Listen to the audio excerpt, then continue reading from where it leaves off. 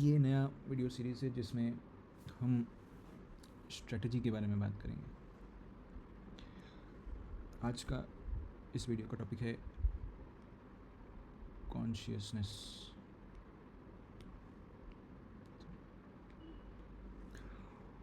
दुनिया में कुछ तो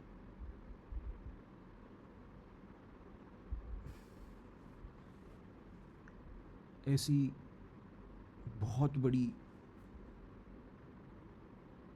ताकतवर ह्यूमंस के सोच से बहुत परे कोई चीज़ है, उसको हम कॉन्शियसनेस बुलाएंगे।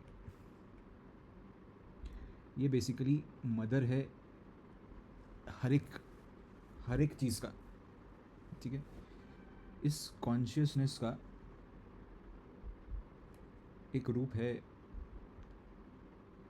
ये पूरा ब्रह्मांड, राइट। तो universe is just a part of this consciousness, ठीक है। इस यूनिवर्स में कहीं गैलेक्सीज़ हैं, इस गैलेक्सीज़ में काफ़ी सोलर सिस्टम है ना। और इस सोलर सिस्टम में काफ़ी प्लैनेट्स हैं। उसमें से एक अर्थ है, उसमें से एक हम हैं, ह्यूमंस। और हम इससे और नीचे जाएं तो जैसे हमारे पास टेक्नोलॉजी है, राइट। हमारे पास सिविलाइजेशन है, हिस्ट्री है। तो अगर मैं एक छोटी सी चींटी को पकड़ूं और उसको समझाने की कोशिश करूं कि हम ह्यूमंस जो करते हैं क्यों करते हैं, हो सकता है कि ये कभी समझ ना पाए, है ना, ये मूंगी समझ ना पाए। वैसे ही हम कभी इस कॉन्शियसनेस को समझ नहीं पाएंगे पूरी तरह से। हमें एक उसका पार्ट पता होगा,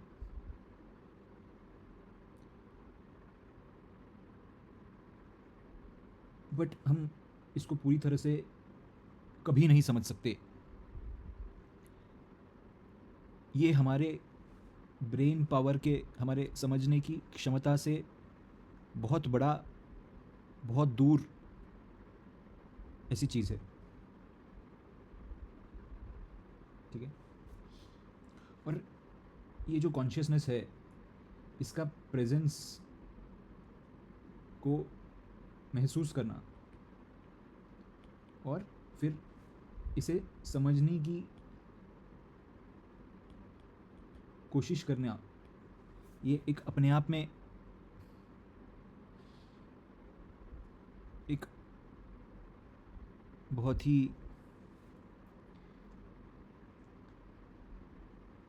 अविश्वसनीय चीज़ है, ठीक है।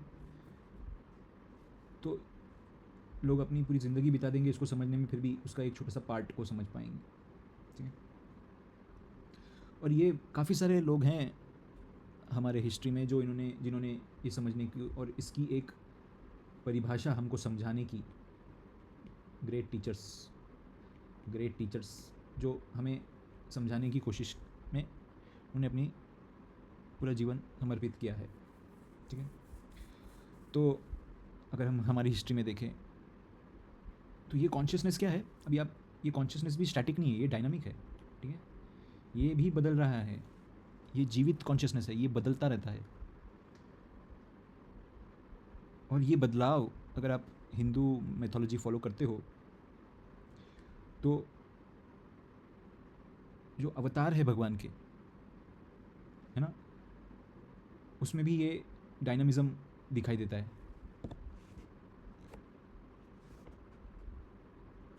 ठीक है। पहले फिश गॉड, फिर नरसिम्हा अवतार, है ना। तो ये अवतार अलग अलग फॉर्म में आते हैं, अलग अलग टाइम में, अलग अलग नीड के हिसाब से, अलग अलग प्रॉब्लम को सॉल्व करने के लिए आते हैं। राम अवतार, कृष्ण अवतार, कल्कि अवतार, ठीक है। तो ये सब चीज़ इसका एक पार्ट है। वैसे ही जीसस देख लो, राइट? तो every idea that exists in the world,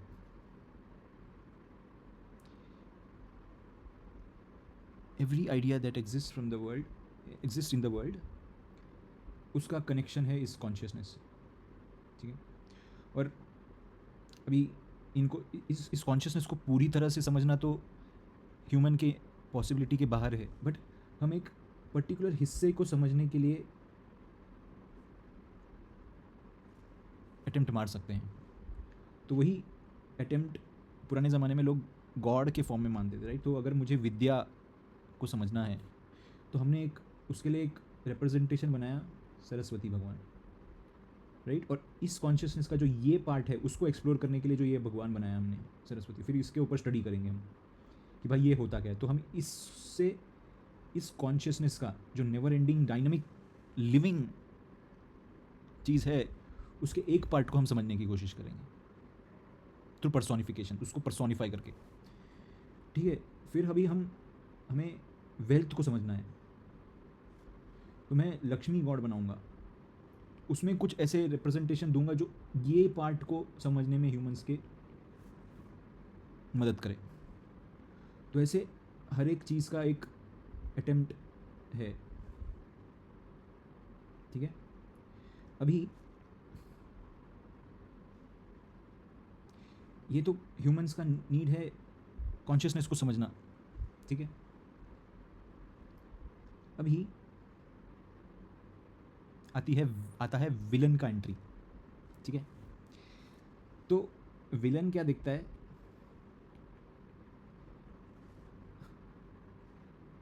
villain नहीं चाहता कि जो ह्यूमन है वो कभी ट्रू कॉन्शियसनेस तक पहुंच पाए या उसके एक पार्ट को भी समझ पाए, तो ये नहीं चाहता. तो विलन क्या करता है? एक फेक वर्ल्ड बनाने की कोशिश करता है और ये ह्यूमन को बोलता है, भाई तू ये कॉन्शियसनेस छोड़, ये देख कितना ब्यूटीफुल बनाया है मैंने, तो इसको समझ, ये जाने दे, तो इसको समझ. तो विलन क्या कर रहा है? विलन ये ह्यूमन को रियल कॉन्शियसनेस को समझने से रोकता है और वो अपनी परिभाषा और अपना जो मैसेज है उसको कन्वे करने की कोशिश करता है, ठीक है? और अगर ये विलन सक्सेसफुल हो गया तो क्योंकि ये मैसेज विलन ने बनाया है तो वो इस पे कंट्रोल पा सकता है.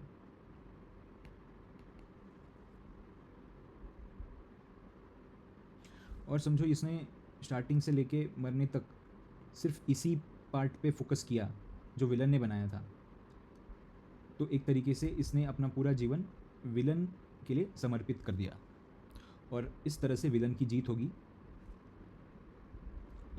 इसके कॉन्टेक्स्ट में, राइट? ये आदमी के चक्कर में, ये आदमी के जीवन में विलन ने अपना पूरा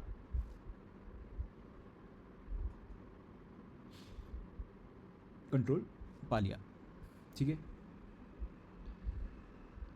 और ये विलन का पावर धीरे धीरे वो एक्सपैंड करने की कोशिश करेगा. कभी विलन पूरा कॉन्शियसनेस को कवर कर ही नहीं पाएगा, बट वो लोगों को ज़रूर फंसा के रख सकता है अपने ही जाल में, ठीक है? तो हीरो वो है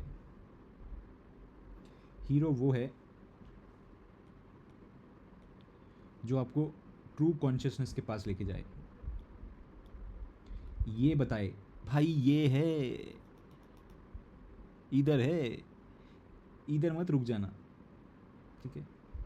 तो ये है ट्रू हीरो जो आपको रियल कॉन्शियसनेस के पास लेके जाए, और विलन वो है जो आपको गलत कॉन्शियसनेस के पास लेके जाए, ऐसे कॉन्शियसनेस जो उसने बनाया है और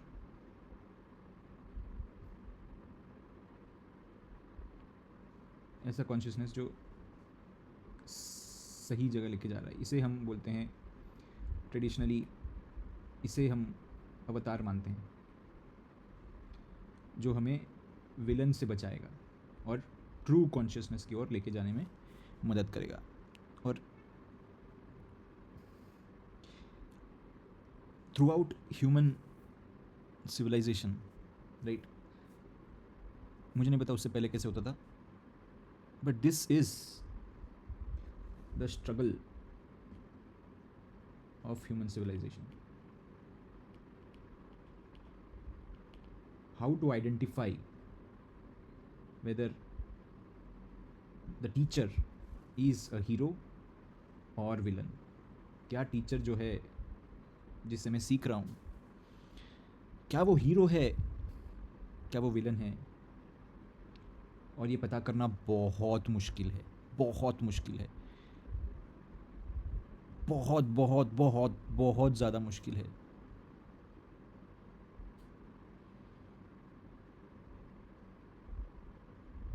और ये है, ये दुविधा ह्यूमन के आदमी के पूरे लाइफ को